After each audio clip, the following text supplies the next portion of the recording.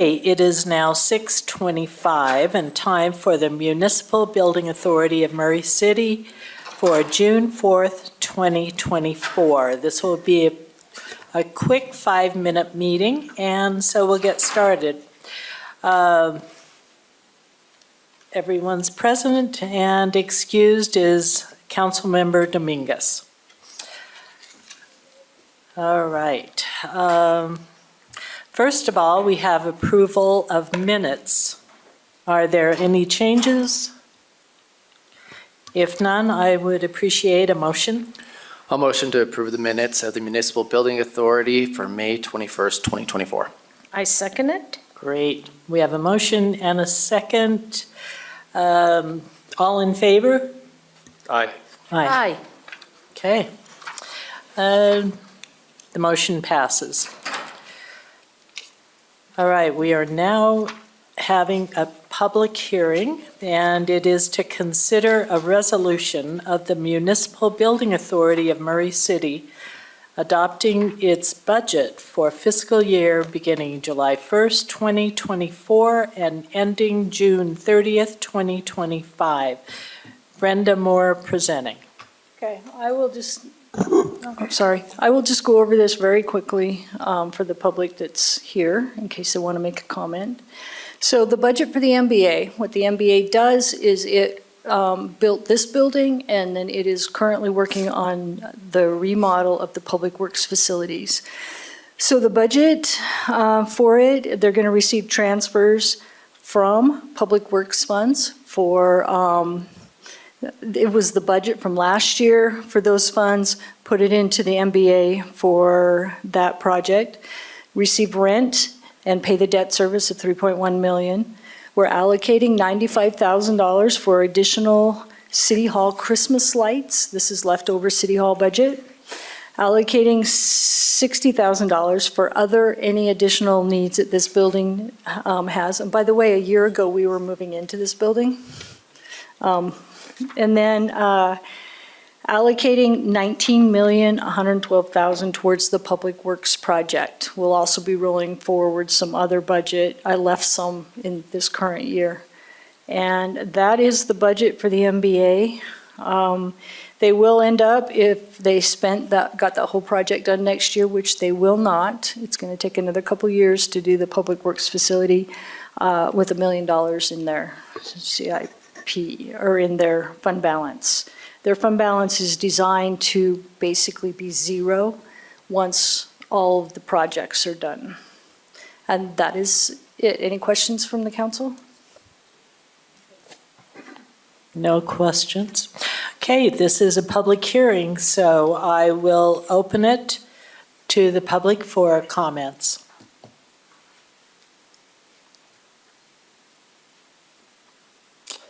Seeing none, I will close it and send it to the council for a motion.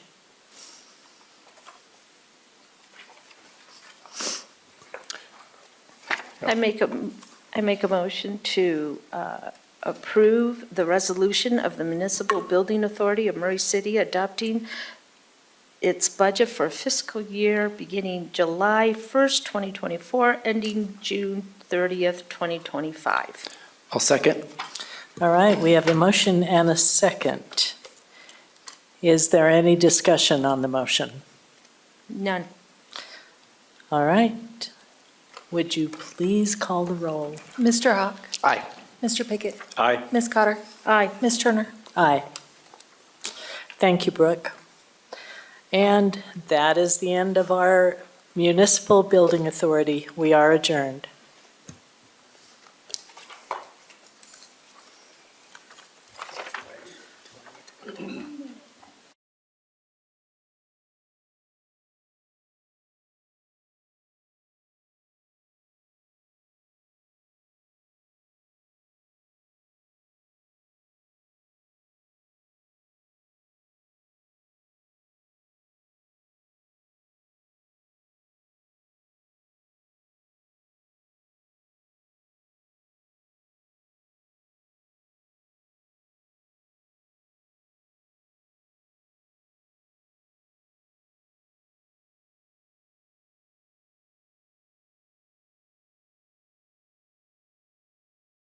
Okay, it is now 6:30 and time for the Murray City Municipal Council meeting for June 4th, 2024. So I'd like to welcome everyone to the council chambers. It's great to see you all here. Let's see, everyone's here with the exception of Councilmember Dominguez, and she is excused. So welcome to the rest of you. Now we will have a Pledge of Allegiance, and I have asked our council member, Adam Hawk. He is going to conduct. Thank you, Adam. Please join me. I pledge allegiance to the flag of the United States of America and to the republic for which it stands, one nation under God, indivisible, with liberty and justice for all. Thanks again, Adam. I really appreciate it. That's what you get for sitting right next to me. Which I really appreciate. Okay, our first piece of business is approval of the minutes for the council meeting May 7th, 2024. I would appreciate a motion. I move that we approve the minutes of City Council meeting May 7th, 2024. I second it. Okay, it has been motioned and seconded. Is there further discussion? Any changes that you would like to have made, or? All right, seeing none. Brooke, would you call the roll? Mr. Hawk? Aye. Mr. Pickett? Aye. Ms. Cotter? Aye. Ms. Turner? Aye. Okay, we are now at special recognition, which is the introduction of the new Miss Murray, Alyssa Sullivan, and Mayor Hales will present.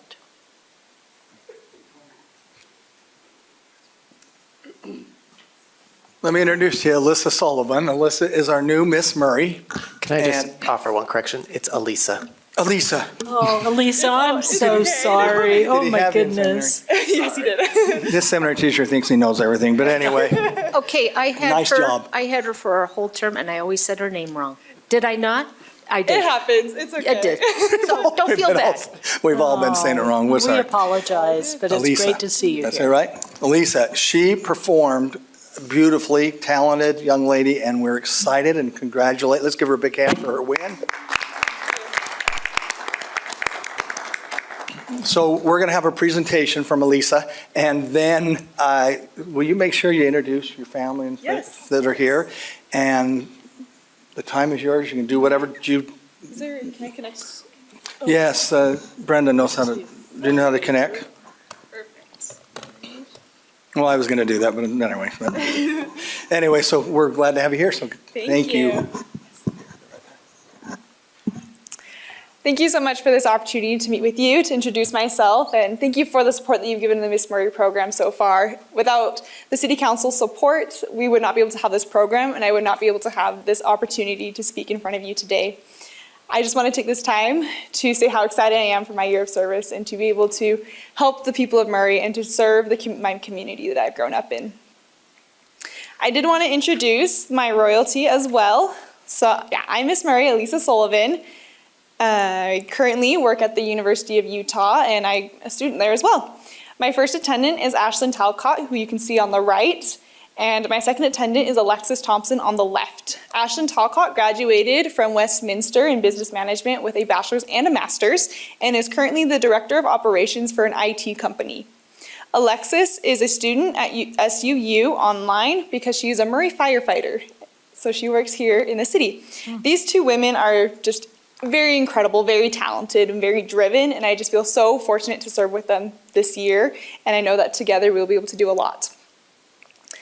A little bit about me. I graduated from Murray High School in 2021, and I am now a student at the University of Utah, majoring in social work and minoring in Japanese.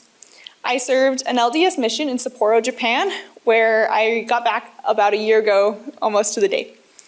I am a certified crisis worker and volunteer for the crisis hotline, or the 988 Crisis Hotline, and I competed for Miss Murray 3 times before I won. So very exciting day for me when that happened. A couple more fun facts is that I'm a classical pianist with 15 plus years experience. That's actually my Miss Murray talent that I'm also going to take to Miss Utah. I was a competitive dancer for 9 years, eventually leading to me becoming the head captain for the Murray High School drill team. Very exciting year as well.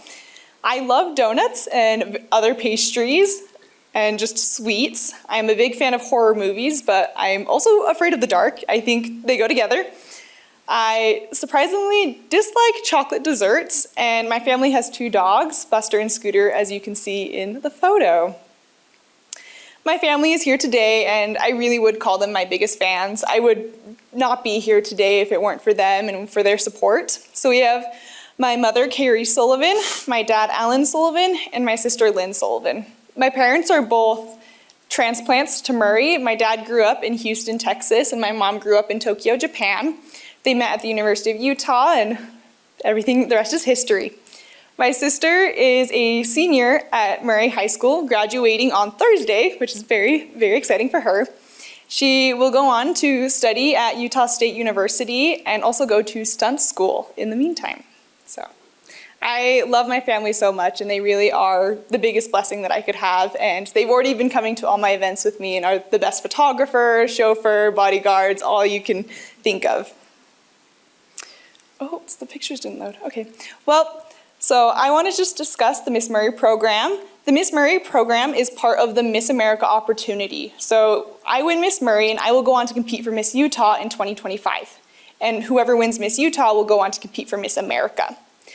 What's really nice about this program is that Miss America is a scholarship program. So we get scholarships by winning, by competing, and by serving our communities. I get $3,000 in scholarship, Miss Utah gets $10,000, and Miss America gets $60,000. On screen right now is our current Miss America, Second Lieutenant of the Air Force, Madison Marsh. She's an incredible woman who is doing a lot to promote study and funding for pancreatic cancer. I also wanted to talk about the 5 pillars of the Miss America. These are just kind of the values that we build ourselves on and that we focus on in our year of service. The first, and my current personal favorite, they're always changing, is style. I like to see style as how we present ourselves to the world, not just in the way we dress, but in the way we hold ourselves, the way we interact with other people, and the way that we communicate with others. I like to say my style is a bit more modest. I like in my clothing choices, and I like to present myself with lots of kindness and care and trying to understand other people. The second is success.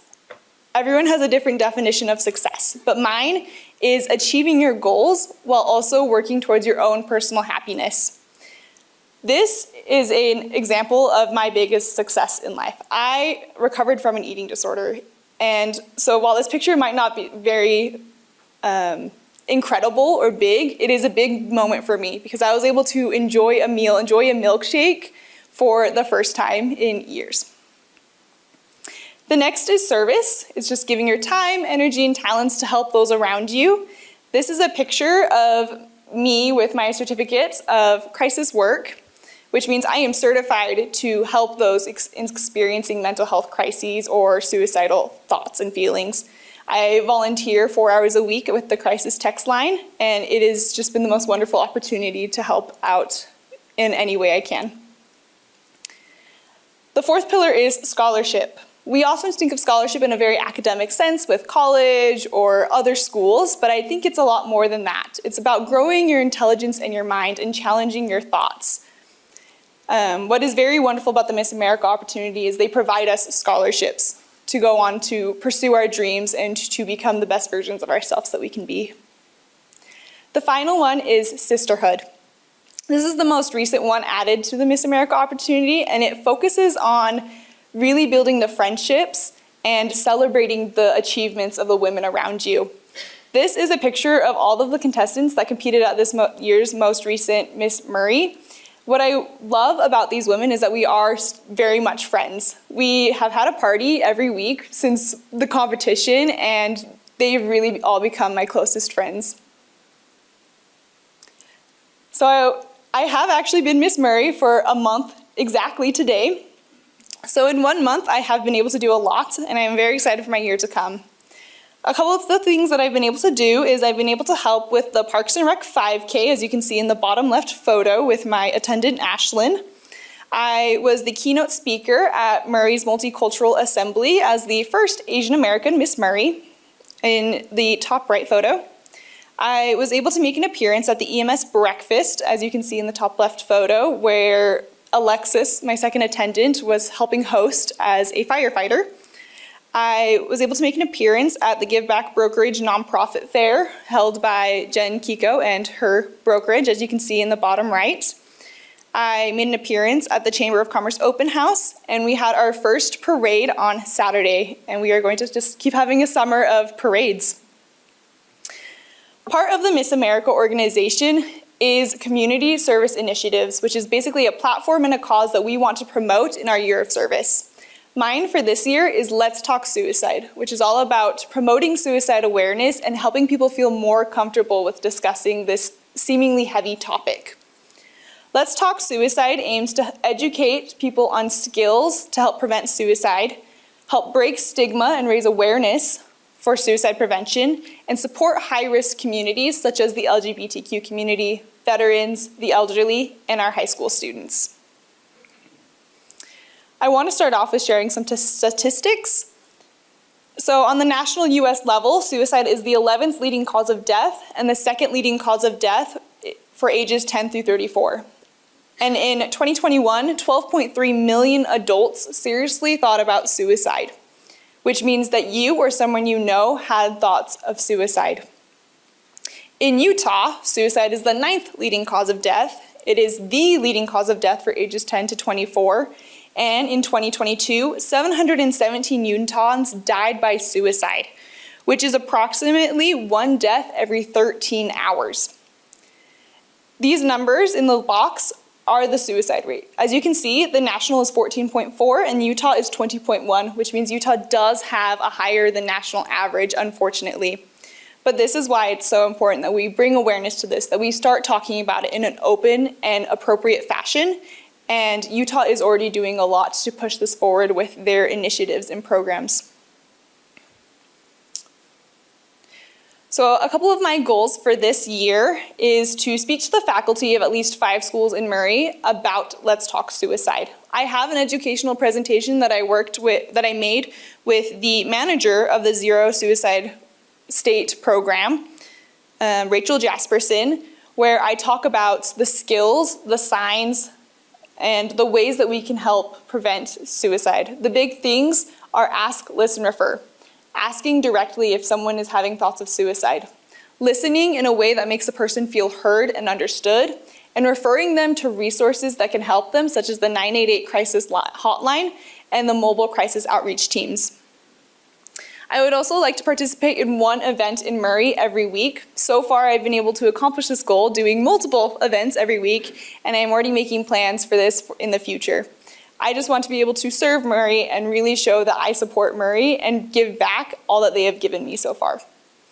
I also hope to start a Hope Squad in Murray High School. A Hope Squad is a group of students led by a trained advisor who promote suicide awareness and help promote resources that would help the students as well. Because this is student-led, it does help them connect with those around them and know what their peers need.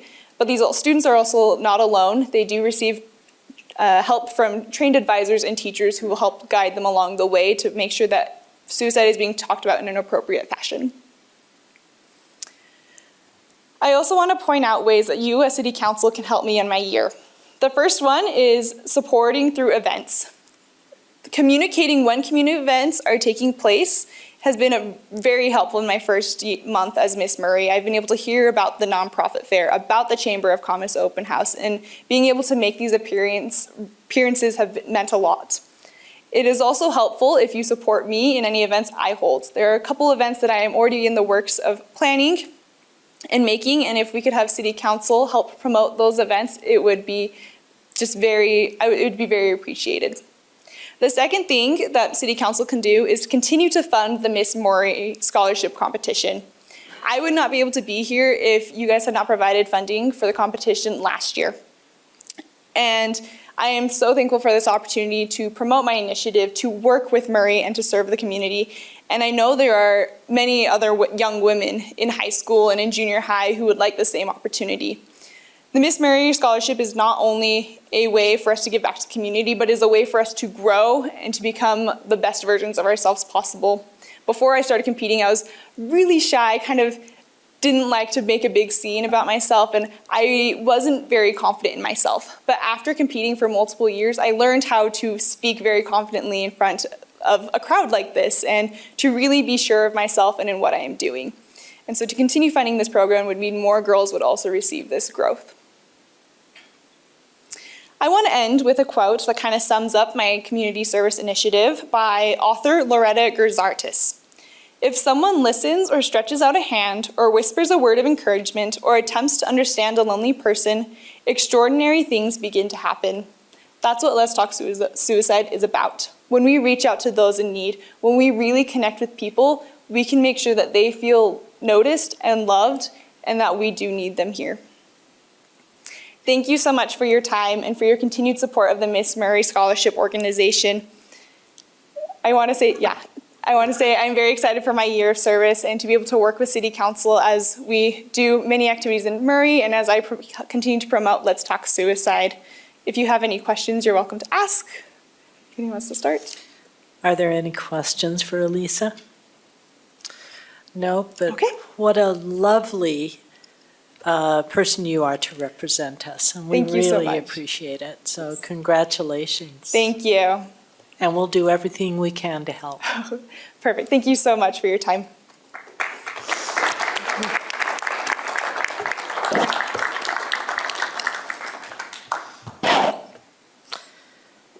Okay, that's it for the consent agenda. Now we'll go to citizen comments. I guess I got that in the wrong place. So right now we will do citizen comments. And this is for citizens to address the council. We have some public hearings that you can address us at that time, but this is just for issues that don't include those public hearings. So anyone who would like to come and address the council, now's your time.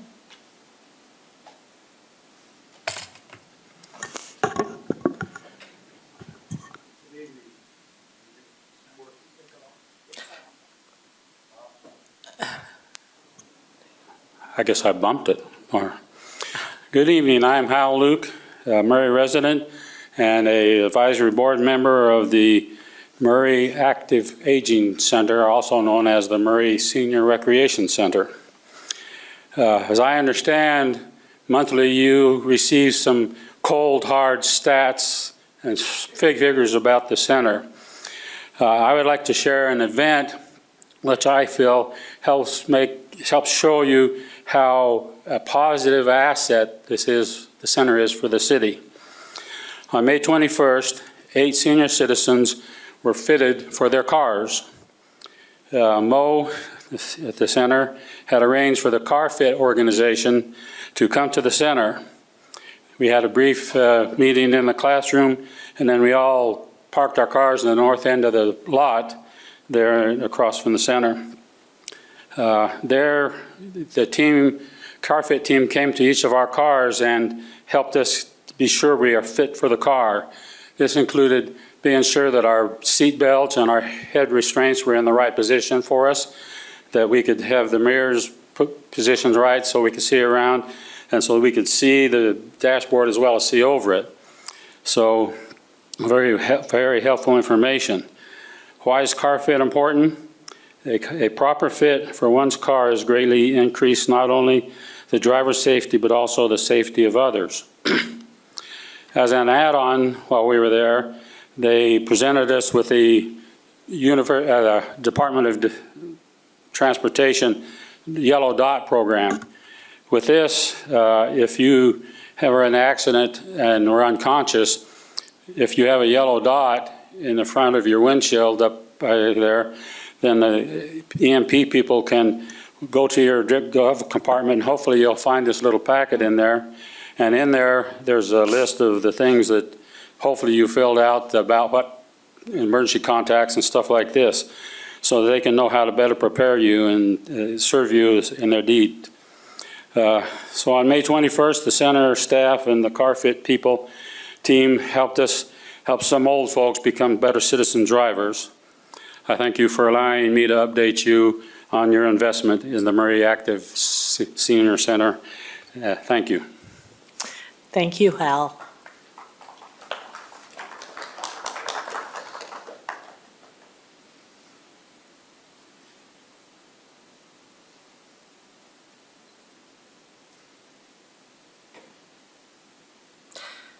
Okay, seeing no more citizen comments, we'll continue on the agenda to the public hearings.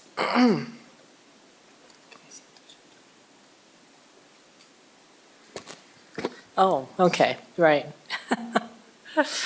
Thank you, Adam.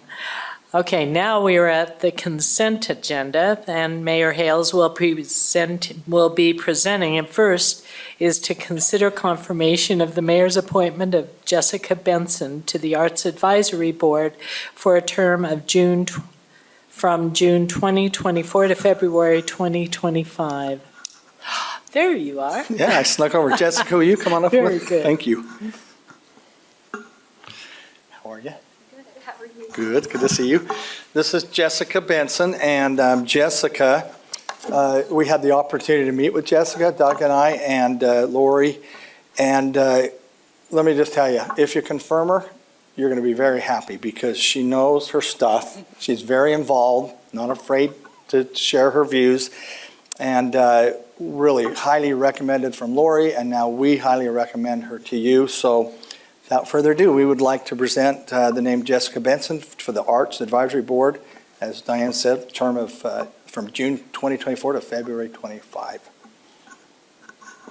Now, why are we only going is that because we're catching up with a year? Yeah, okay. You're going to be on a lot longer than that, but I'm just all right. So now we'll turn it back over to you. I move to make a motion to confirm of the mayor's confirmation of Jessica Benson to the Arts Advisory Board for a term from June 2024 to February 2025. Do I have a second? I'll second that. Okay, we have a motion and a second. Is there further discussion? I'll just say I've worked with Jessica, and she's amazing. Like, she'll do really well in here. Like, we've worked on other committees together, and she's really, really good. But I do have one question for you. So you were on Project Runway? Yeah. I wasn't on the show. I know, I was I know. behind the scenes. You were behind the scene. We have a neighbor, and I was wondering if he was there. When you were there, his name was Brandon Key, K-E-E. He was like second or third runner-up. Amazing, amazing stylist. But anyways, your information blew me away. Amazing. You'll be wonderful for the city.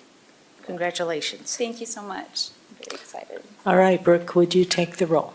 Mr. Hawk, Aye. Mr. Pickett, Aye. Ms. Cotter, Aye. Ms. Turner. Aye. All right, you've been confirmed. Thank you so much for your willingness Thank to you. serve our city.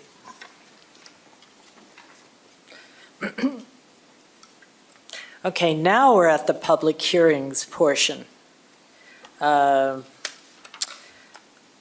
the first public hearing is to consider an ordinance adopting the transfer of monies from the enterprise funds to other city funds, and Brenda Moore will be presenting. Hi, Brenda. Hello, this is the second of my 4 tonight.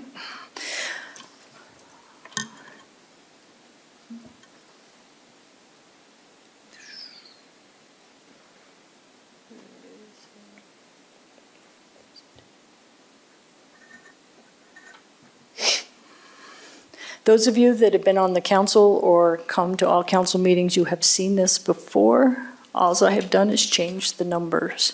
This hearing is actually required by state law. We do transfer funds from our enterprise funds to our general fund. And because we do that, you also get to hear a discussion about administrative and overhead costs, that we also transfer costs from the general fund to the enterprise funds. So the difference, transfers or transfers out, a calculation on the enterprise fund side of a percentage of their revenue. It is a shareholder return on investment to the general fund to subsidize services that would otherwise require an increase in property taxes. It contributes approximately 7% of the general fund revenue, or this year it's $4.7 million. An administrative cost allocation is calculated based on a percentage of actual administrative services costs. It pays for centralized administration and professional services, including legislative, legal, finance, IT, and human resource services. Estimated cost to the enterprise funds is $4.6 million. Transfers to the general fund. Definition of a transfer is just the movement of cash or other resources from one fund to another. The purpose is basically where private sector utility companies are in business to provide returns on investments to shareholders. Murray City shareholders, the taxpayers and citizens, receive this return on investment as transfers to the general fund intended to subsidize services which would require an increase in property tax. It is a third of the land in Murray City is not subject to property tax. It's owned by either nonprofits or churches, or the state or other government entities. The methodology of this, it's calculated on 8% of budgeted revenues in the water, wastewater, and power funds. So this little slide, it basically shows all of the revenue that power will receive, and then that little orange spot is the amount that will be transferred out. And same with the wastewater fund and the water fund. It works out to 8% of their revenue, and not all revenues. It's not interest revenue. It's not, when power sells power to other companies, it's not that. So in the general fund, you've probably seen this slide many times. I did change the color for you this time. The transfers coming in is 7% or $4.7 million. If you notice, property tax is $12 million. If we were to have to make up that 7% for property taxes, you would be looking at approximately a 35 to 40% property tax increase. And I don't think we would ever want to do that. And hopefully the state, this is why we're doing this presentation, it's required by the state to make sure people realize that part of your utility bill is being sent to our general fund.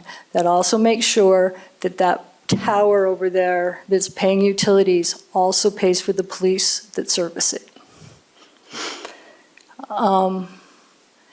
The Public Works project transfer, we're also doing that. Need to mention that in this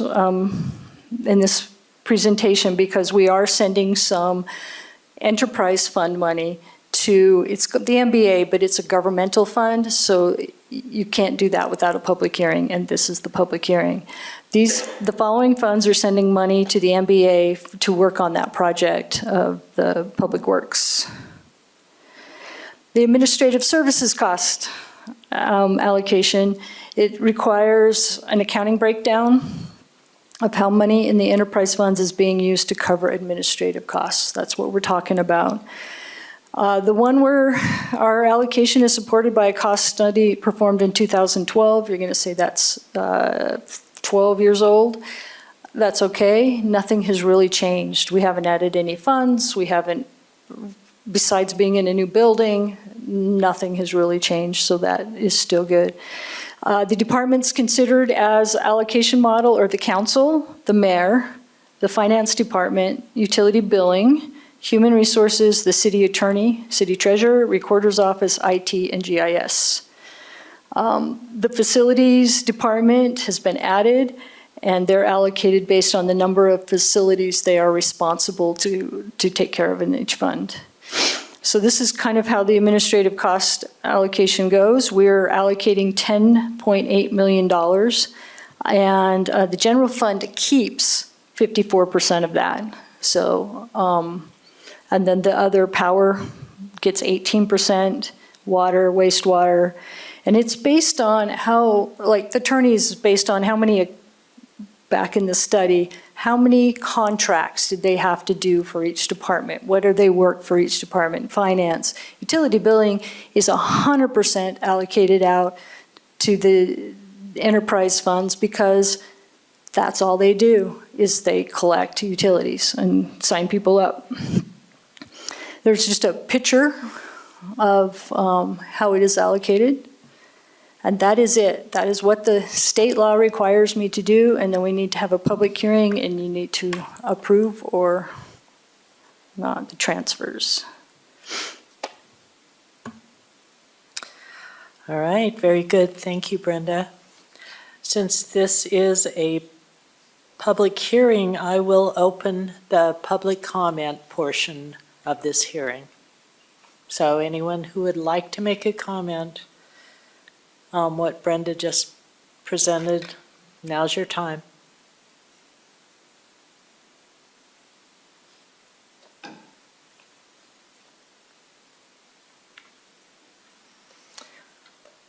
Okay, we'll close that portion and send it to the council. Are there any comments at this time for Brenda? Okay, seeing none then. Brooke, would you, wait, I'll make it. first I would like a motion. Thank you. I'll make a motion to approve the ordinance adopting the transfer of monies from enterprise funds to other city funds. Do we have a second? I'll second the motion. Okay, we have a motion and a second. Is there discussion on the motion? All right, Brooke, now would you call the roll? Sure. Mr. Hawk? Aye. Mr. Pickett? Aye. Ms. Cotter? Aye. Ms. Turner? Aye. Okay, that motion passes unanimously. Now we'll go to the second public hearing, and that is to consider an ordinance approving and adopting compensation increases for the executive municipal officers of the city for fiscal year 2024 through 2025. Brenda?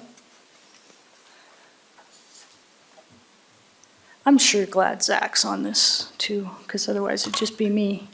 Okay. Oh, Brenda. Actually, the first meeting in June usually is only me. MBA. This is a new requirement by the state of Utah that we discuss all of the raises of the executives in the city. City attorney has determined that that includes all of the directors and their assistants, like the deputy police chiefs, the assistant fire chiefs, the street superintendent, those people. So that is why we are here. It's SB 91 with some amendments on it. Requires a public hearing to discuss our salaries. A pay increase, the pay increases have been discussed in the past as part of just the normal budget process. In Murray, everyone, all positions are on the Murray STEP plan. It covers all employees except for the city council, the mayor, judge, and the chief administrative office are all on the STEP plan. So any pay increases that we get as executives, except for those people, are part of this plan. If anybody wants to see what those steps are, they're out on our website under job descriptions and pay charts in the HR section. STEP plan details. Positions are assigned a step range based on value to the city and market. Pay ranges are divided by 12 incremental pay steps. The first 5 steps, if it's a merit, you got to pass. There are people who do not get the step plan occasionally. is 5%. That's when you're new in your position, so you're learning a lot. And then step 6 through 12 is 2.5%. And then after that, you are what's classified as redlined, and then you only get the COLA adjustments. The whole entire range adjusts with a cost of living, and annual market comparisons are done, and we do biannual adjustments. The wage scale is adjusted if the job description changes. If you start supervising people, your wage scale will adjust. If you take on more tasks, the wage scale will adjust. Employees move to the next step at the anniversary or promotion date. By the way, I've been here finance director for 5 years. I just got a raise today. I got my step from last year's budget. Advantages of this step plan are it provides very budget clarity to me and to anybody who's creating the budget. It reduces bias. You get put in a step, your raises are set. Doesn't matter if your boss likes you more or less than the guy next to you. It's where you are in the step plan. It addresses pay equity, rewards employees for years of service. It's transparent and very predictable to both the city and the employee. And the employees always know what raises to expect. In this budget, all employees are receiving a 3% cost of living adjustment, including council and mayor, and all employees receive their appropriate step increase at their next step date. Here's a very busy schedule of everybody that is classified as an executive. You can read across. It starts with what your pay is now. We'll get a 3% COLA on July 1, and then sometime in the next year, we will be receiving our step. And that is our step plan and the compensation, increase in compensation for our employees, executives. Any questions? Are there any questions from the council? Guess not. Thank you, Brenda. It's very thorough. Very thorough. Well, and now I think you have a public hearing and then. Okay, since this is a public hearing, I will open it for public comment.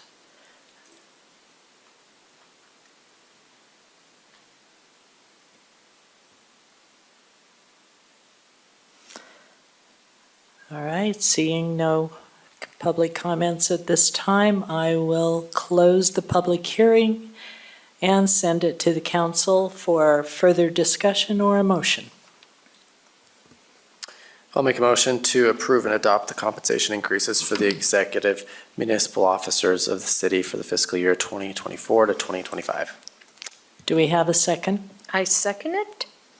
Is there discussion on the motion?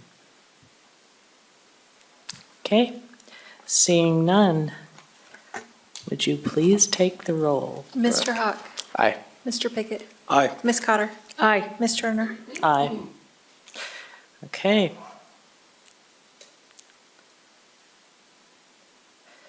All right, we are now at the public hearing for the proposed fiscal year 2024 to 2025 budget. Brenda, one more time. Let's get that one.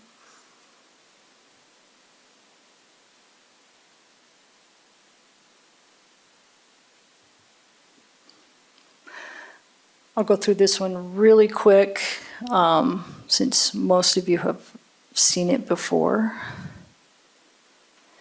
So tentative budget, it was passed last week, so we will operate on that. The budget highlights, the general fund balance, I forgot to change that thing. We are actually using $2.4 million of reserves. There is a property tax increase of 5% on here. It's $24 on a $564,000 home. The average home price in Murray, according to the county assessor, went from $520,000 to $564,000 this year. So much for being affordable. Employees to receive a 3% cost of living, merit-based step program, the health insurance. We do have 7 new employees in this budget.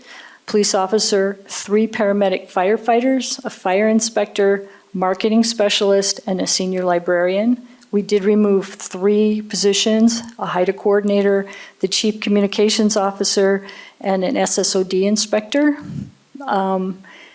8 position pay ranges were increased to be within 5% of the average market. It affected 131 employees, with 130 of those being police officers and firefighters. In other words, we adjusted the pay ranges to be competitive with the other cities. Just a quick fund summary. Some funds are using fund balance. The ones that are using fund balance are using them for capital projects. The general fund is using 2.2 million of fund balance. We will still stay above our 26% goal of revenue. The capital projects fund always uses fund balance. That is its job, is to work on increasing and maintaining the city facilities. Couple highlights: the library fund is increasing reserves. They're continuing to save for a new library, and they're remodeling their restrooms. Their roof, by the way, is being started next week, that they use the restroom money for this year. The central garage fund is using 100,000 in reserve. 63,000 of that is going to the MBA fund. Retained risk is using 425,000 of reserves. Their insurance premiums are increasing 35%. If anybody has checked their homeowners lately, yours is going to go up too. And part of using the reserves is that it smooths the cost out to the other city funds. The reserve lever is kept at 4 times our liability deductible. Enterprise funds, the water fund is using 950,000 of reserves. Capital projects include pipe replacements and 600 for tank maintenance. The wastewater fund is using 829,000 in reserves. Charges for services revenue has been increased 4% for the 3rd of their 5 rate adjustments that just took place.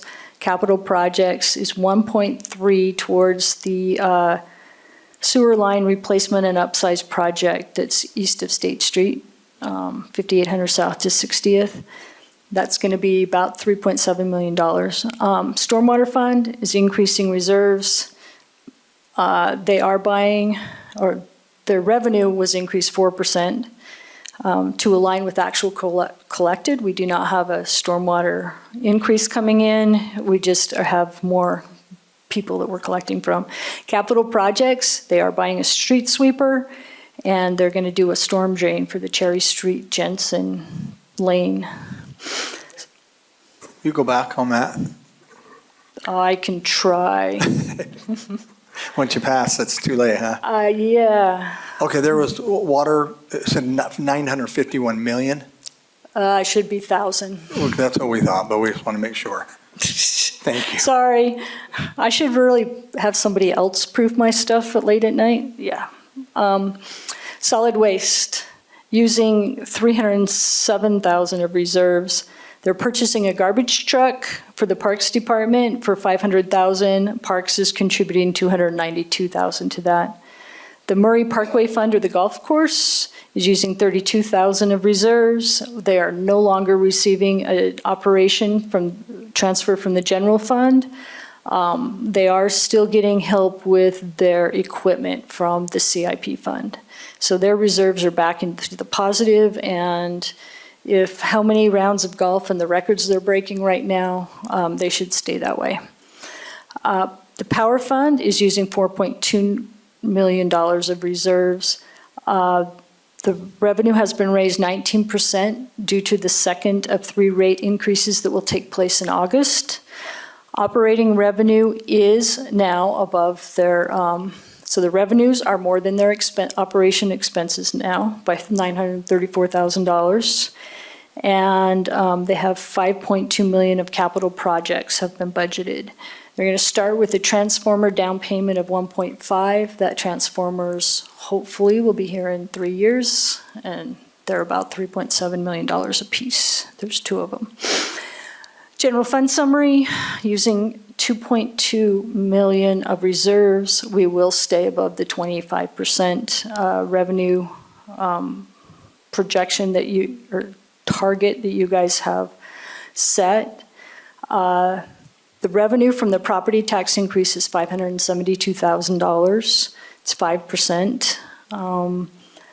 I've already mentioned the people that we're doing. The sales tax revenue budget is budgeted at 2023's level collected, less 1%. We may end up even this year with 2023's level. I'm holding my breath for the last 3 months. Personnel increased 5% and operations increased 6%. This is where it all comes from. Sales tax is our main driver, property tax is second, and then other taxes that we receive is the third one in there, various other things. Where we do it, where we spend it by function, police and fire are the two largest. Public Works is there. Public Works is only the salaries. All of their projects are, big projects are done out of the CIP fund. General government, Parks and Rec is 17%. So our big three are police, fire, public works, and Parks and Rec.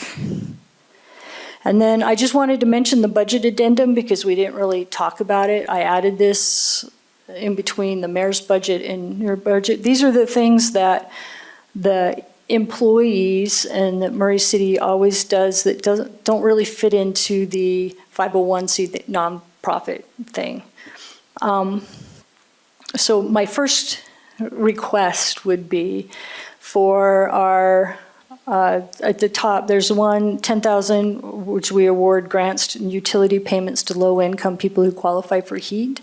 We actually spent that within, I have 3 months left of the year, and we had spent our 10,000. We would like to raise that to 20, if that's okay with you. I am told that the other 501c3s have not requested all the money that's already in this budget, and I would just reallocate some of that. If it's okay, I'll bump that up to 20,000. You can just do an informal nod your head and I'll just take care of it. And it will be approved when we do our final budget in August. That'll be very helpful. We do have a lot of low-income houses that could use just our, it's not a lot of money from the city, but anything helps. And then there are the other things. Murray Library does food for fines, cultural arts, possibly gives some tickets to their volunteers. The only one in here that really is a 501c3 is American Red Cross. They like to park their blood bank in our parking lots and stuff, so we need to have permission for that. So CIP fund, total projects, we're still working on the armory, need some equipment. Murray Mansion, another $500,000 to get that thing up to code and being a museum. Murray Theater, $500,000 for additional equipment. And then fire equipment, police equipment looks pretty low. We just moved all of their police cars, $660,000 into this current year. Street projects of $1.9 million. We're going to start talking about and trying to get funding for the swimming pool renovation, and then purchasing a couple pieces of property for open space and parks. And the other thing I need to change on this budget is I forgot to put in the $300,000 the county is going to give us in revenue for the Vine Street Bike Lane project. So I will be adding that. So CIP will use less reserves. Any questions?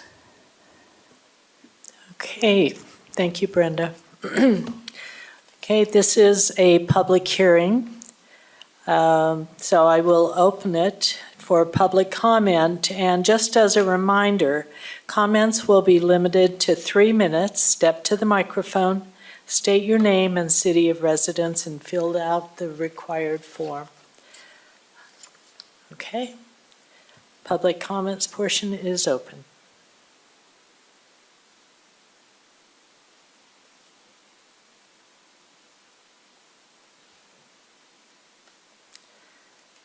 Okay, seeing none, I will close the public comment portion and send it to the council for motion or discussion.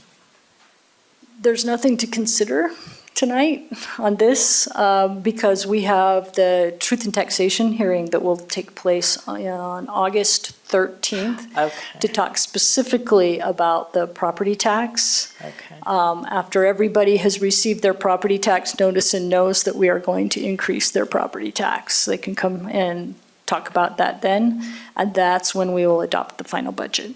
So this is for information. This is for information. Okay, thank you, Brenda.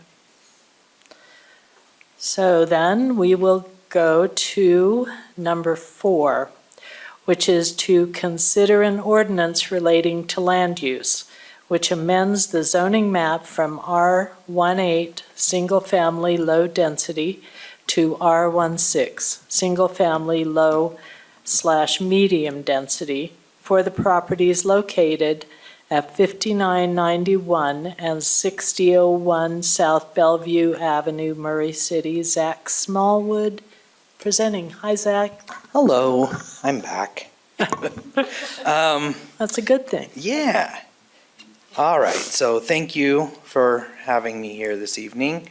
This is a request from Paul Dodge, like you'd mentioned, to rezone the properties at 5991 and 6001 South Bellevue Avenue from R18, which are 8,000 square foot single-family lots, to R16, which are 6,000 square foot single-family lots.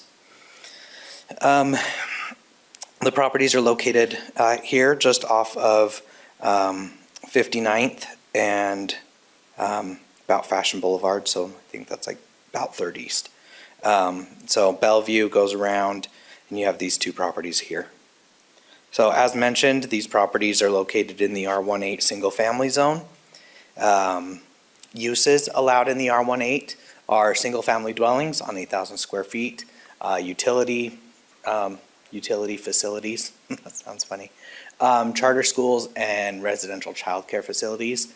Conditional uses are like planned unit developments, telephone stations, parks, schools, churches, all that fun stuff. They are almost identical in the R16 zone, except the only difference is that they allow for 6,000 square foot lots instead of 8,000. But largely just the same permitted and conditional uses. Couple of the zoning standards here. On your left is the current zoning, R18. So with height, you have like 35 feet in the proposed. On your right-hand side, it's actually 5 feet lower. The front yard setbacks are a little bit lower, 25 on the R18, 20 in the R16. Rear yard is the same, 25. Side yard setbacks are 5 feet on either side. Parking stays the same, 2 spaces per dwelling unit.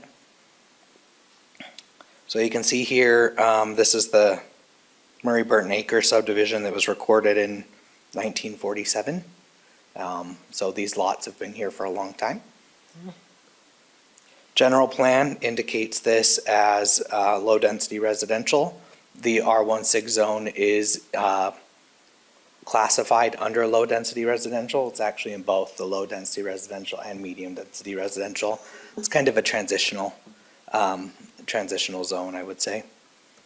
Findings, so general plan provides flexibility in the implementation and execution of the goals and policies based on individual circumstances.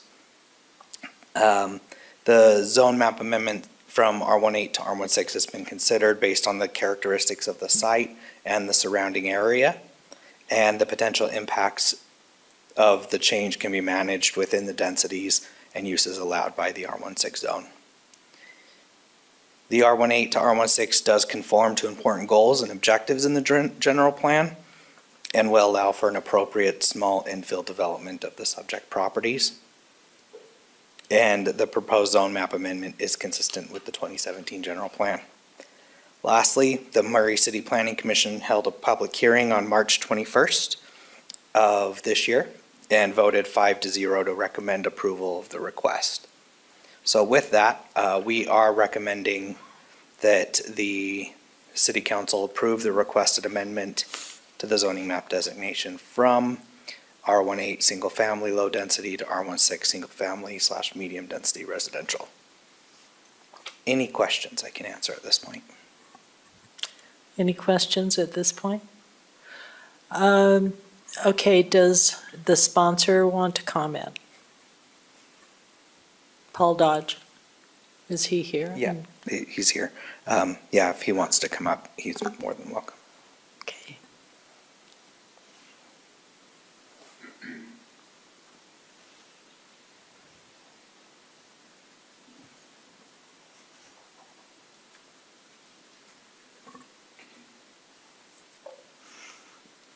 Welcome, Mr. Dodge. It feels like Groundhog Day.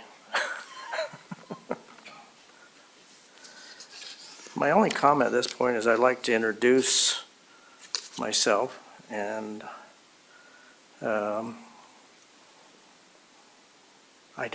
there's so much information in all of this. We have been working on this for almost 14 months now, and with the Murray staff, and going through meetings of what can we do, what can't we do, what's appropriate, what's acceptable. And everybody in the staff has just been amazing. It's like being part of a team in school where you were assigned several other people to work with, and you had to come up with a presentation. But let me start by saying, my name is Paul Dodge. I am representing Down Home LLC, which was formed approximately 27 years ago, after the birth of my son Jeffrey, who has Down syndrome. So we did a little play on words with the Down Home and Down Home syndrome. My wife Patty and I have lived in Murray almost all of our married life. I personally have lived in or worked in Murray for over 53 years. We have lived in various quadrants in Murray, including 25 years in the Walden Hills area and currently 13 years in Burton Acres. Our business has been located in Murray almost since its founding. Although I have retired, the business is still owned and operated by family, most of who reside in Murray. Along the way, we purchased our business location and subsequent parcels and nearby as our business grew. We've raised our children here, and they all attend Murray schools and graduated from Murray High School. Most of our grandchildren attend Murray schools, with 2 of them graduating soon from Murray High School. By the way, collectively, Patty and I have 7 children. Okay, so. Simply said, we have deep, deep roots here in Murray. In April of 2011, we purchased our current home on 450 East and 59 South. Our oldest son still lives in the home he grew up in the Walden Hills area, with his family and children. Sadly, our first experience on Bellevue, the very lots we're discussing tonight, sadly, our first experience in our new home was to be faced with a dispute by the property owners on Bellevue, the very lots we're talking about tonight. And it was in regards to access to the private lane. It took 3 years to resolve that dispute, in which we finally prevailed. Following the closure of the dispute, the owners, who by the way were never lived in those properties, they put them on the market. We acquired them in an attempt to remove certain easements that existed to prevent further disputes concerning them. Our intention was simply that once one of the occupants moved, we would remove these easements and sell the property. Little did we know that the occupants had no desire to move, and so we had ended up holding up the property for the last 9 years. Sadly, one of the gentlemen who had become my friend, he passed away in April a year ago. The house has been vacant since. Although the house has a new roof, completely new mortar in the bricks, and new windows, it is basically functionally obsolete. It was built at a time when insulation was an afterthought, and it's less than 1,000 square feet. So as my wife and I discussed what to do with these 2 properties, we had several suitors who came over and visited with the Murray staff and came back with more questions than they got answers.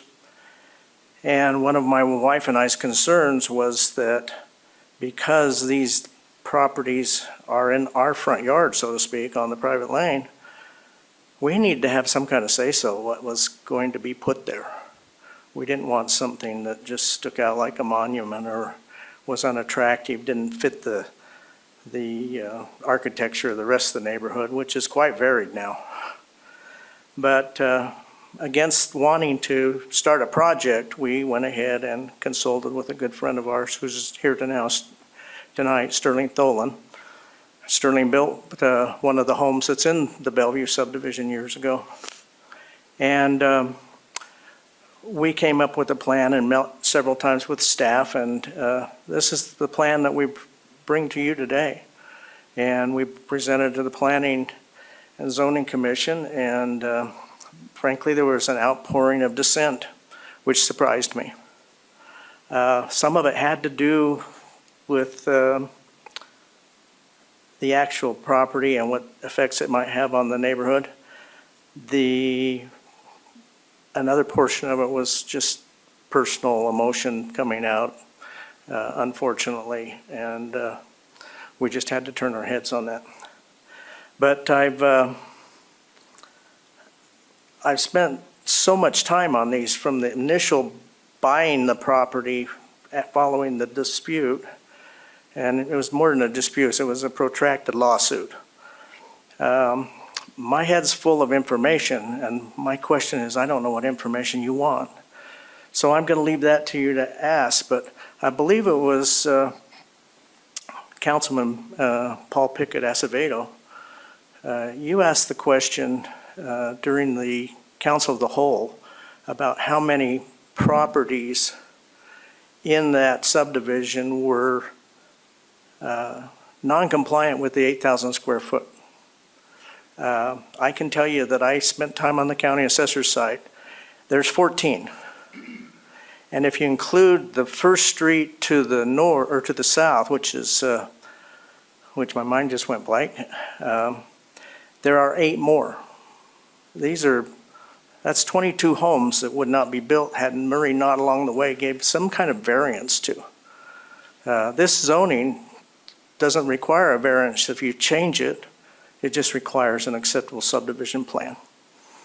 So I'm going to end here and leave it to the citizens to comment, and then let you discuss amongst yourselves and include me if you wish to find the other answers you're seeking, whether this is a good idea for Murray. It is, I agree, a historical thing. As you look at most of the R16 in Murray, it's in West Murray. Okay? There's nothing wrong with West Murray. I lived there for a long, long time. And there's nothing wrong with East Murray. And there's nothing wrong with our ideas because we intend to improve the community. This isn't a make money project. It's what's best for our situation, the city's situation, our neighborhood situation. And I'm sorry the other people haven't had time to acquire the vision we have of what will be there. And if you say yes, it will scare me to death because we got to go through with it. Thank you. Thank you, Mr. Dodge. Okay, again, this is a public hearing. So I will open this to public comment.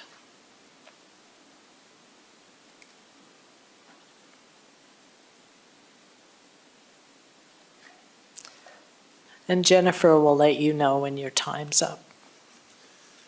Thank you. My name is Mark Lurie. I'm the direct neighbor to the properties. The address is 6011 Bellevue Avenue. I have no problem with anyone building on their property. I think it's a good thing. In fact, I'd love to do that myself. What I would like to address is the fact that I'd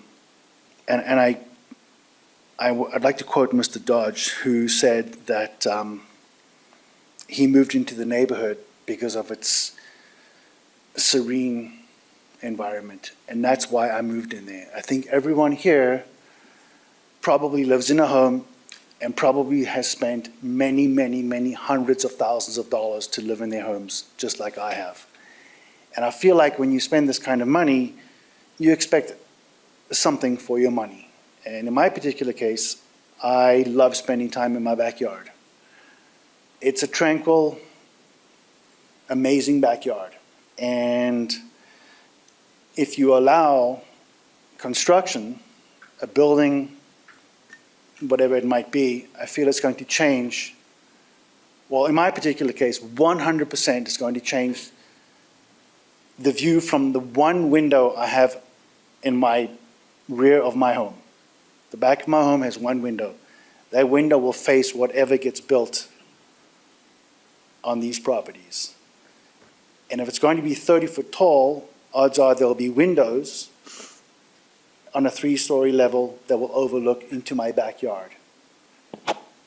I think anyone here would agree that if their neighbor built a 3-story structure that overlooked your backyard, it would not make you happy, and you would fight it tooth and nail. So I'm not here to say don't allow this to happen. I'm just saying put yourself in my shoes and go, would you be happy in your homes where you live right now for your neighbor to build a structure that looks into your backyard directly? And that's really everything I have to say. Thank you very much. Thank you.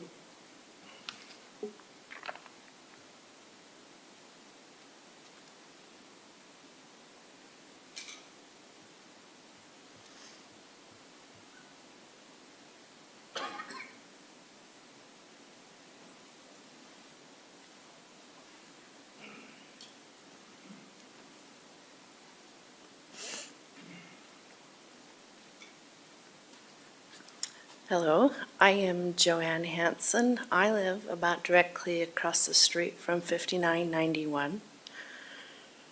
I have lived there for 20 years. And in the last 20 years, we have yet to see a 2-car parking lot home. We have seen upwards to 7+ vehicles at 6001. Joanne, could you speak up just a little bit? Sorry. We have seen upwards to 7+ vehicles parked at 6001. So I keep in mind, if you allow these houses to go through, we cannot have that much traffic down our street. We have a small street. It cannot house 7 more per house to come down our street back and forth. The streets, we can't get plowed in front of their homes because they're parking on their streets. It is a problem. Keep in mind, we do not have sidewalks to keep our kids safe, so these sidewalks are the street for us. More houses means more people, means safety for our children. Yes, Mr. Paul Dodge did have one awesome tenant. I will give him credit. The other house is run down, currently has a dead pine tree, looks like it's ready to fall over. His properties are not maintained, and we get to look at it all the time. Unfortunately, our finest police department here get to visit our street at least 2 to 3 times a week for his property. We cannot have that. I myself and my next door neighbor have had to put vinyl fences around our property to keep us safe in our homes because of his tenants. I just ask, keep in mind, those of us around him have to deal with your choices. And we do not want the problem renters that he has had to reflect on us anymore.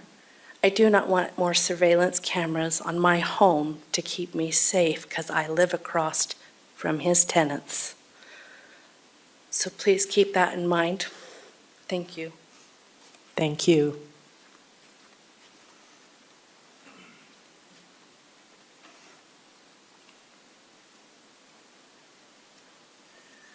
Hi, my name is Aaron Abeda. I live at 397 Bellevue. I wasn't expecting to stand today, but I just had to stand up and say that the 5-0 vote at the last meeting, I don't feel like was a proper representation of what actually happened. I understand that there was a 5-0 vote, but this room was filled with people that opposed. Murray citizens that have been here a long time. And I'm a Murray citizen, always will be. I grew up in the neighborhood. I have a home in there that that we love, that we're never selling. And I have 6 children, one that was just born a month ago. And we use that street. We don't want it busier. I have nothing against Mr. Dodge. He's a good friend of mine. He's a good man. And Sterling, he's going to build a great product no matter what it is. I know that whatever they build will be great and beautiful. Sterling built my home. And so I don't want the neighborhood to become busier. And I completely disagree with going R16 in our area of Murray. I think it'll change a lot of things for the negative, and I don't think that the positive will outweigh the negative at all. I mean, we have big lots. I personally have over 3/4 of an acre, and I will never subdivide, and I don't think that it's a good idea for people in that neighborhood with many big lots to have the ability to start cutting up Murray and subdividing. I really think that that would be a bad move. But more than anything, I guess I'm disappointed in some of the common sense aspects that have been overlooked or just said, okay, well, there's a variance or there's something set in place where we can't build accesses on a private lane, which I've walked that lane a million times, and there would be no problem accessing 2 more homes off that private lane where there's the utilities, fire hydrants, access, the width that they need and everything else. But accessing 2 more homes, 2 more families, the cars, the vehicles, and the traffic that it represents, I absolutely am against that on Bellevue where this is proposed. And I hope that you consider that. So, thank you. Thank you, Mr. Vila.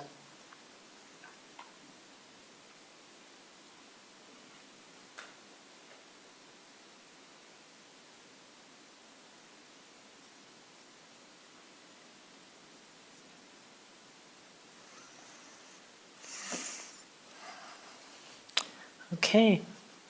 I will close the public comment portion and the public hearing and send it to the council for comments and a motion. I would like clarification. As I read the pages from the Planning Commission, are these homes planned to be sold or to be rented? That's my question. That was your question too? Yeah, that's my Okay. question. If Paul could come up and tell us Sure. that? Can, Mr. Dodge, would you? or Can we Zach? consider So that? before I have you have Paul come up, I caution that question. Okay. Because we cannot make decisions on whether somebody is going to rent or own a home. That's against fair housing laws. So I just caution that question before. I withdraw the question then. Okay. Okay. Zach, hold on, before you sit down. Can you just say that one more time of why we're not considering whether it's a home rental or a home for purchase? Correct. So under the fair housing laws, both state and federal housing laws, public entities can't make decisions based on whether their housing tenure is what it really is called, whether they are renting a home or selling a home. So I often talk about this when we're talking about rezones to like a multifamily zone.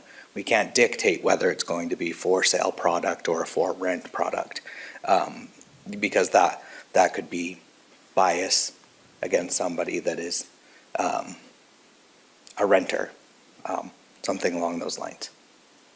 So if we did, we're opening ourselves to litigation, potentially? You could possibly, yes. Okay. If you based your decision on that. You can base your decision on a lot of things, but that one specifically. But if it's purely for information, I mean, GL, GL, can do you want to weigh on speak that one a little bit? So at this level, at the city council, we're getting down too far into the weeds.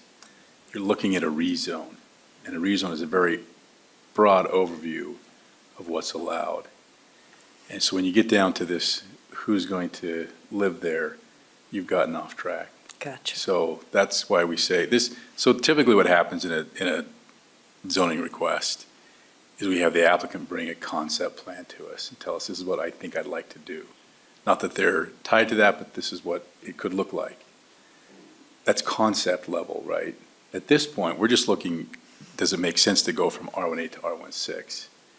And where there's not a general plan amendment, you have a very difficult time overcoming that. So that's why we're trying to get down into the weeds, because this is a more broad overview. Your legislative decision is, should it be rezoned? Simple. So the other is not pertinent then? Okay, thank you.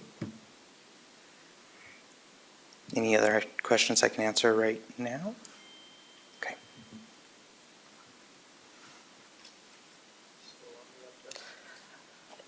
Do you have any other questions of Mr. Dodge?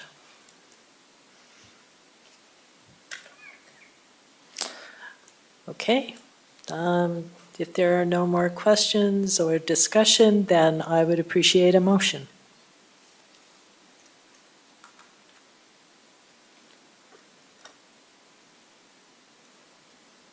I move to make a motion on the ordinance relating to land use amends the zoning map from R18 single-family low density to R16 single-family low medium density for the properties located at 5991 and 6001 South Bellevue Avenue, Murray City.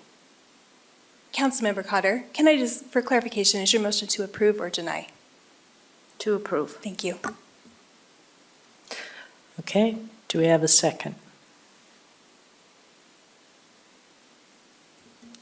I'll second. All right, we have a motion and a second. Is there further discussion?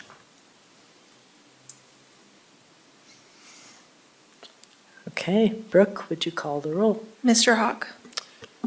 So I'm going to explain my vote a little bit. I'm sympathetic to what we've heard, and I've heard a lot from citizens. I like to point out that this is a zoning request, not a code enforcement. So when we talk about parking issues and parking problems, and that's code enforcement, that's not zoning, so that's not weighing in to our decision. It's what our attorney said. It's a question of, does this fit into an R18 or does an R16 fit in the zone?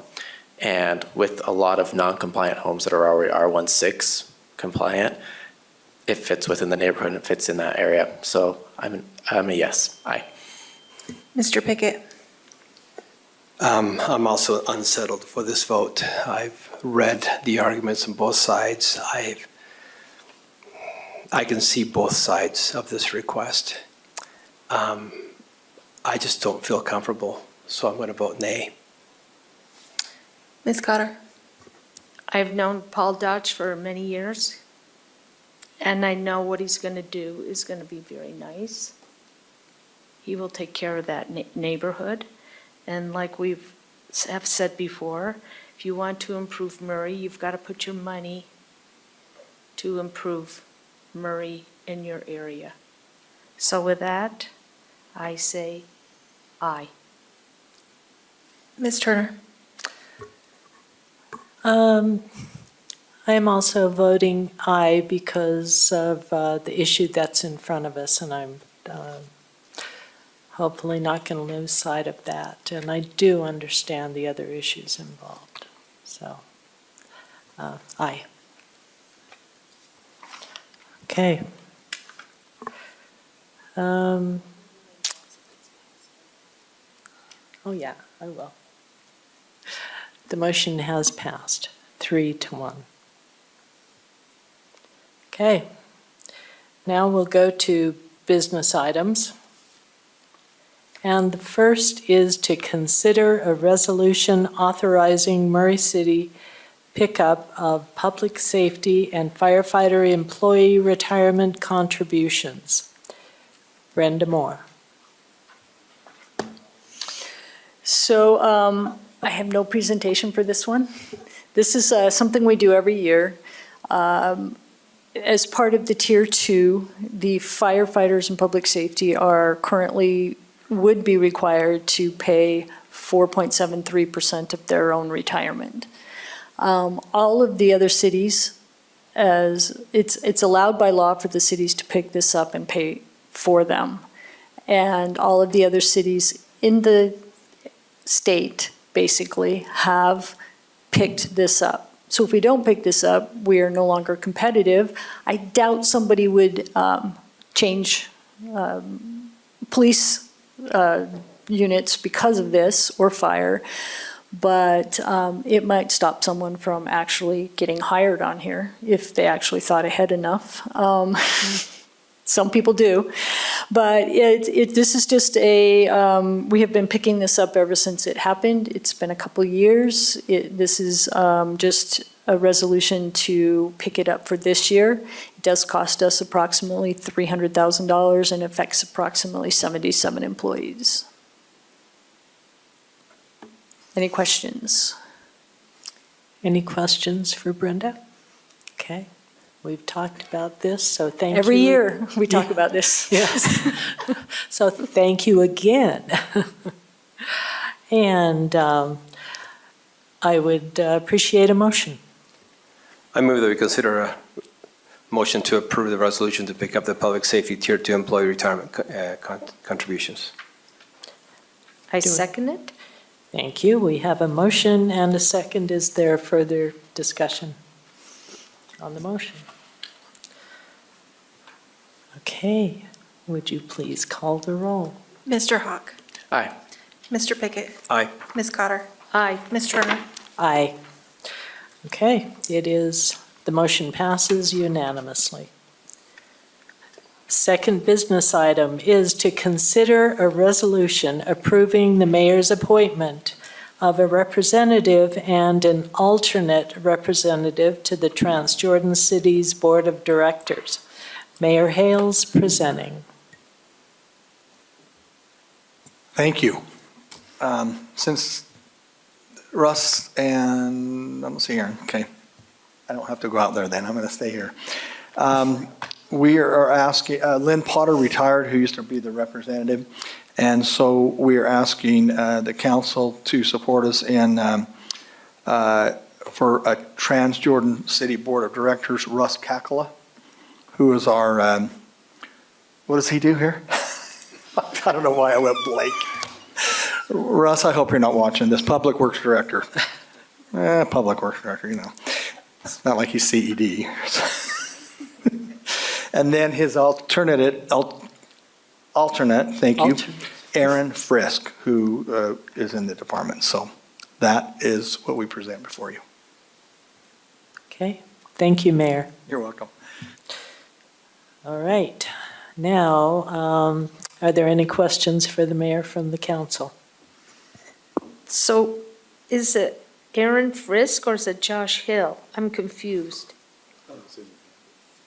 Does it say Josh Hill in your packet? It says Russ Kakala, Public Works, be appointed. It is not Aaron. Aaron represented Russ today in our department head meeting, and I had that in my head. It is Josh Hill. Thanks for keeping me straight, Pam. I appreciate that. Well, I just said, I saw Josh Hill and I. Josh goes by or sometimes Aaron. Aaron Frisk. For heaven's sakes, I can't believe that just absolutely, yeah. Aaron was at our meeting today and I had him on my mind. It is Josh Hill as the alternate. Okay. Thanks, Because I ma'am. didn't know how to word that, so.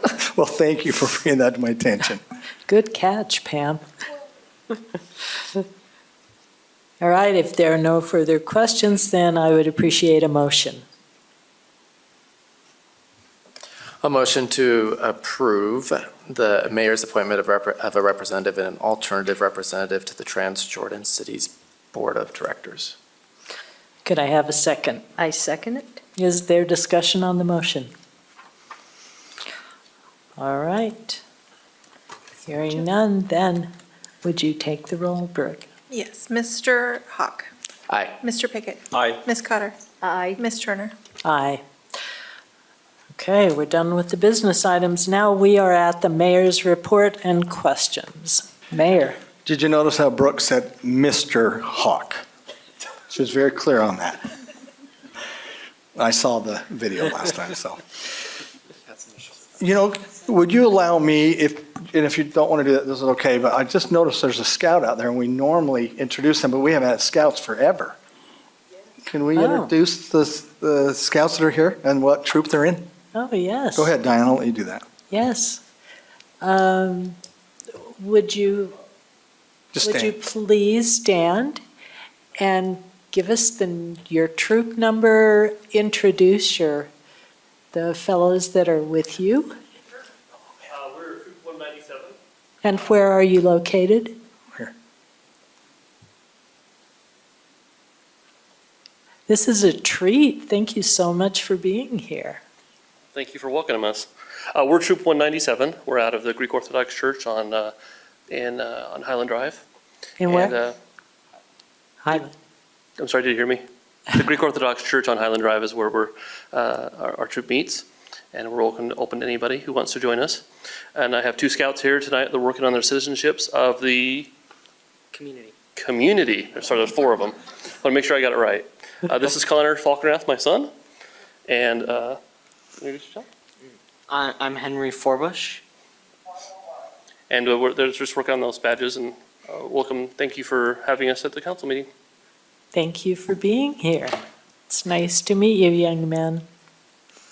It's been a long time since we've had scouts. I know. It has been a long time. That's why I said that's awesome. Great meeting for him to be here, too. You got to see a little things going on, but anyway. Well, great. Well, thanks, Diane. And just to mention a few things that we have kind of, library has Stories in the Park that has already begun, and Kim Fong said it's been wonderful. And the kids love it. We went down the other day and went down that trail, and it's pretty impressive. And they've done a great job. The poll. Now, Kim, where's Kim Sorensen? Is he here? There he is, hiding. It says opening Saturday. Was it not open for the weekend, the Memorial Day weekend? It's been open the last 2 weekends. Okay. Now it'll be permanent. So it'll be open this Saturday, permanent. And I'm sure a lot of people are ready for that to happen. And then last but not least, June 15th, which is coming up this Saturday, is our centennial celebration. And oh my goodness, it's 2 Saturdays. I saw someone do that. I thought, well, they're doing peace to me. And so anyway, a week from Saturday, June 15th. And it's quite, if you pull it up on, Kim sent me the website. If you pull that up, it's amazing what they're going to have. They're going to start, the car show will start at 3 p.m. Then the actual events will start at 4 p.m. And there'll be Murray Symphony, a free performance from them. There'll be food trucks, children's games, lots of pie and ice cream. I know, I want to say this, let me make sure to tell you that the South Pacific is going to be performing their production. And that will be at, Kim, is that 8 p.m. So that'll be at 8 p.m. That's free. It's the first, how many do we see, 600? So a little over 600. So 600 people, and it's going to be really, Kim's got quite a ordeal going on. It's going to be great production, celebration of our 100 years, and then also there'll be a drone light show. I saw one a couple years ago. It was pretty impressive. So they're going to have a drone light show, and that's at 10 p.m. And so there's just going to be a lot going on June 15th. Again, car show at 3 and then everything else from 4 to about 10. So we would like to invite the public, the council, everyone. And if you've noticed, there's a billboard, which we haven't done before. Kim put up a billboard on State Street, and everyone, you haven't seen it, I can tell. You have. That's your area. It's about in front of that Fat Boys that used to be, I'm not sure what it's called now, the sandwich shop. It's like Ganados. Is that what it is? Yeah. And it's right there. And so it's exciting. I don't know if you saw the flyer, the banners on the Murray Theater that tells that we're renovating. I said, Kim, that's a great idea. That's coming along. That's all I'm going to say. It's coming along. Well, I'll tell you, renovating is government's slow. And then on top of that, when you're renovating, it's slower. So, but anyway, we're excited to have all the armory and the things that Brenda showed you, the Townsend home, the mansions. There's a lot of things going on, and it's exciting. Also, I just want to make a comment. Welcome from the senior citizens. We're excited. You know what? That is a happening place over there, isn't it? That really Yes, is. it They is. have so It much is going on. awesome. If my dad were alive, I would have made sure he was over there all the time, because that is just a wonderful place, and needs a little fixing up here and there, and they're going to do it. So anyway, we appreciate you coming and presenting that today too. So thank you. Thank you. Any questions? I don't have a question, but I went to the Murray Symphony on Saturday. Amazing. That's cool. Amazing. My hat's off to those that were in the orchestra. Amazing. It was all 80s, and they did Phantom of the Opera, and I almost melted. It was that good. Thank you. That's great, Thank you, Mayor. Thank you. If there are no more comments or questions for the mayor, we are adjourned.